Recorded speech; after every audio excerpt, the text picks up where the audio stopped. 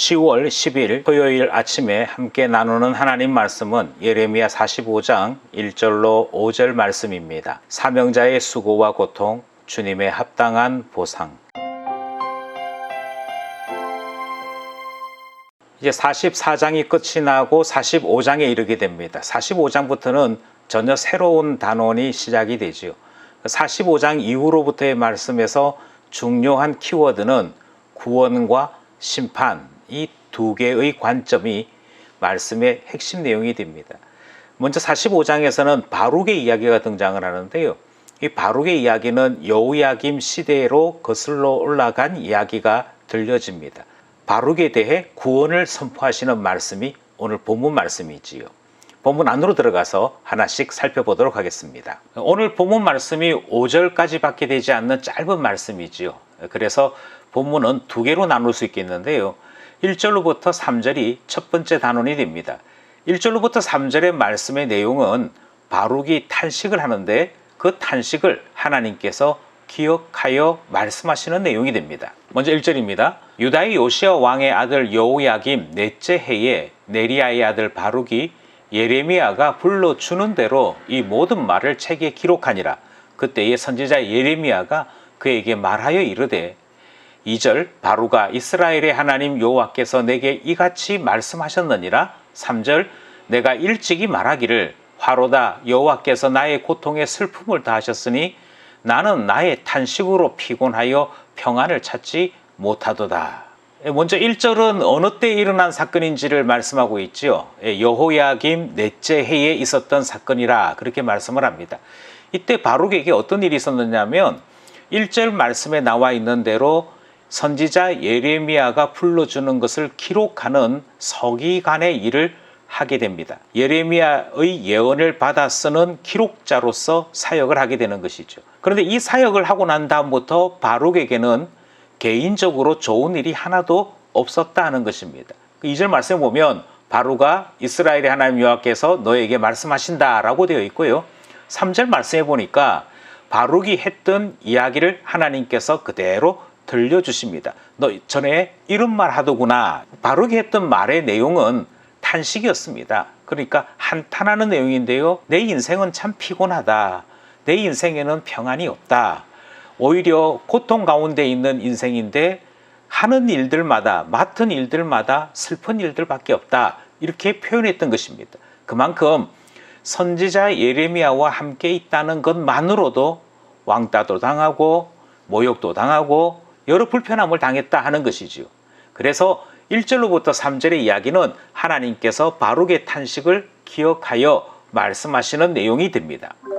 4절, 5절은 두 번째 문단이지요. 4절, 5절에서는 하나님께서 바룩에게 주시는 위로가 등장을 합니다. 먼저 4절이지요. 너는 그에게 이르라 여호와께서 이와 같이 말씀하시기를 보라 나는 내가 세운 것을 헐기도 하며 내가 심은 것을 뽑기도 하나니 온 땅에 그리하겠거늘. 어떻게 제목을 붙이느냐에 따라서 이해가 좀 달라질 수 있습니다만 저는 이 4절을 하나님의 탄식, 하나님의 한숨이라고 이름 붙이고 싶습니다. 내용이 무엇이냐면 절대 권력을 가지고 계신 하나님께서 내가 세워도 헐어버릴 때가 있고 심어도 뽑아야 할 때가 있더라 이렇게 말씀하시는 거죠. 그러니까 하나님마저도 원하는 대로 계획한 대로 다 밀어붙일 수 없는 이 세상이다 라고 말씀하시는 것입니다. 이것은 하나님이 무능하다는 것이 아니고요. 하나님께서 우리와 함께 세상을 만들어 가시는데 우리 때문에 또 우리가 가지고 있는 불순종 때문에 하나님의 계획이 달라지기도 하고 하나님의 계획대로 진행되지 않는 거역과 반역이 있음을 말씀합니다. 그러니까 하나님에게마저도 세운 것을 헐기도 하고 심은 것을 뽑는 일이 있는데 하물며 사람에게는 하물며 이 세상에는 그런 일이 없겠느냐라고 하는 말씀이지요. 이 말씀은 세상을 자신감으로 살고 있는 모든 권력자들, 모든 청년들에게 우리 인생은 그렇지 않다라고 하는 것을 말씀하시는 내용과 같다 할 것입니다. 5절 내가 너를 위하여 큰 일을 찾느냐 그것을 찾지 말라. 보라 내가 모든 육체에 재난을 내리리라. 그러나 내가 가는 모든 곳에서는 내가 너에게 내 생명을 노량물 주듯 하리라 여호와의 말씀이니라. 5절 말씀에서 하나님은 바룩에게 직접 이렇게 말씀하시죠. 큰 일을 찾느냐 찾지 말아라. 이 큰 일이라고 하는 것은 큰 만족 또는 큰 포부 이런 것을 의미합니다. 그러니까 사람들은 자기 인생에서 대단히 놀라운 기적 같은 일이 일어나기를 바라는 것이지요. 그리고 그 놀라운 일들이 어떤 때는 호황된 꿈과 같은 것이어서 여기 본문에 말하고 있는 큰 일이라고 표현될 만한 그런 계획들을 가지고 있습니다. 세계 최고의 사람이 되겠다든지 일하지 아니하고 평생 행복하게 살겠다든지 그런 일들을 사람들은 꿈꾸며 살아가는 것입니다. 그런데 하나님은 5절 말씀에서 모든 육체에는 재난이 있다, 고난이 있다라고 말씀을 하시고요. 하나님은 도리어 고난을 통해서 우리의 인생이 더 깊어지고 아름다워지는 것을 말씀하시는 내용이 등장을 합니다. 뿐만 아니라 이 고난이 의미 없는 것이 아니라 하나님은 도리어 이 고난에 함께하는 자에게 그의 생명을 노량물 주듯이, 그러니까 그 수고에 대한 응답으로서 대가로서 베풀어 주실 것임을 말씀합니다. 선한 일에 수고하는 자가 마침내 상을 받게 되는 것, 그것이 하나님이 인생에게 말씀하신 복이요 상인 것을 말씀하여 주신 것이지요. 그러므로 4절과 5절에서 하나님은 실망할 것도 없고 낙담할 것도 없으며 오히려 이 고난을 통하여 하나님의 놀라운 상을 바라보는 인생 살라 말씀하시는 내용, 그것이 오늘 본문의 내용입니다. 우리가 살펴본 본문 내용을 다시 한번 3가지 정도 되돌아보고자 합니다. 먼저 우리는 3절 말씀을 기억하고자 합니다. 나는 나의 탄식으로 피곤하여 평안을 찾지 못하도다. 바룩의 말이지요. 모든 사역자들은 때로 낙담하고 피곤해하고 생각의 복잡함을 경험할 때가 있습니다. 우리는 그런 때를 슬럼프라고 부르지요.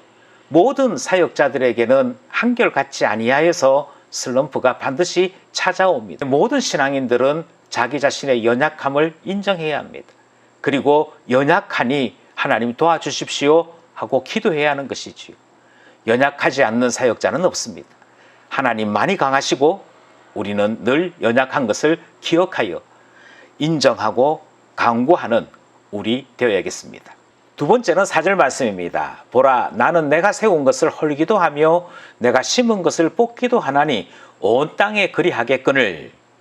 하나님께서 세우셨으나 그럼에도 불구하고 헐어야 할 때가 있다고 말씀하십니다. 동일하게 하나님께서 심으셨으나 뽑아내어야 할 때도 있다고 말씀하십니다. 이처럼 하나님께서는 인내와 번복을 감내하십니다. 이것은 완벽주의, 성공주의로 살고자 하는 많은 사람들의 마음과 생각에 큰 충격이 되는 것이지요. 하나님께서도 수정하실 때가 있구나.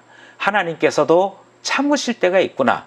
하나님께서도 양보하실 때가 있구나 라고 하는 것을 우리는 보는 것이고요. 만약 우리 마음속에 하나님보다도 더 앞장서서 나는 실패하지 아니하리라, 나는 모든 일에 완벽하리라, 이런 생각을 가지고 계신다면 그것이야말로 우리 마음을 무너뜨리는 여우를 우리 스스로 가지게 되는 일이 됩니다. 잘 되든 때로 부족하든 우리는 모든 일에 하나님의 뜻이 있음을 인정하고 받아들여야 합니다. 그래야만 성공주의, 완벽주의 함정에 빠지지 아니하며 겸손히 신앙인으로 살아갈 수 있기 때문이지요. 마지막으로 5절 말씀입니다. 그러나 내가 가는 모든 곳에서는 내가 너에게 내 생명을 노량물 주듯 하리라. 바룩에게 하나님은 너의 수고가 결코 헛되지 아니하여서 노량물을 얻는 일처럼 될 것이라 말씀하십니다. 모든 종들에게 절대적인 권력이나 절대적인 힘을 주신 것이 아니라 주님은 그때그때마다 우리를 위로하시고 주님은 그때그때마다 우리 영혼에 만족함을 주시며 우리를 이끄시는 하나님이십니다.